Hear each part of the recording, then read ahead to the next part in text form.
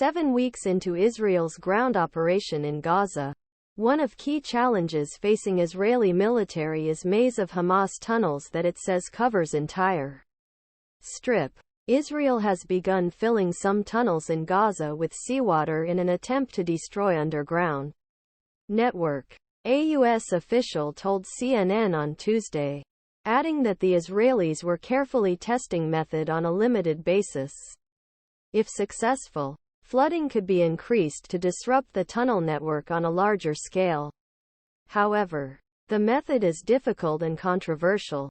It can be partially successful even if applied with sufficient amounts of water and high enough pressure. There is also the risk of contaminating freshwater supplies and damaging surface infrastructure. For the Israeli government, this also carries the risk of killing hostages still held by Hamas in Gaza, many of whom are believed to be underground.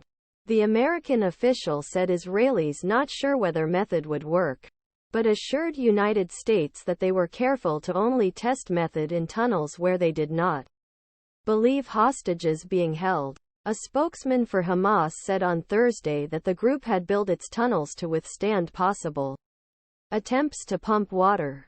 The tunnels were built by well-trained and trained engineers who evaluated all possible attacks from the occupation, including pumping water.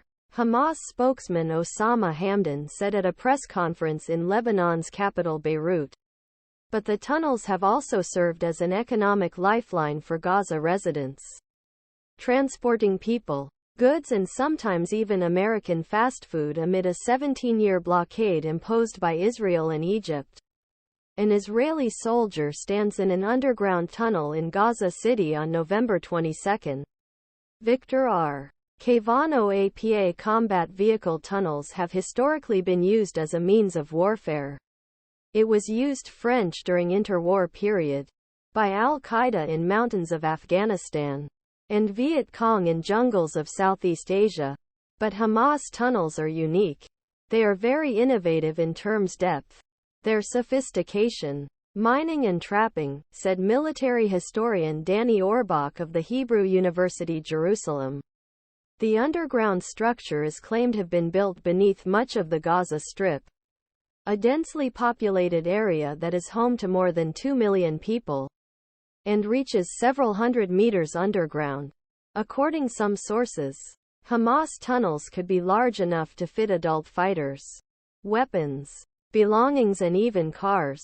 According to experts and released by the group, some are reinforced with thick cement walls or separated by metal gates, and not all are connected.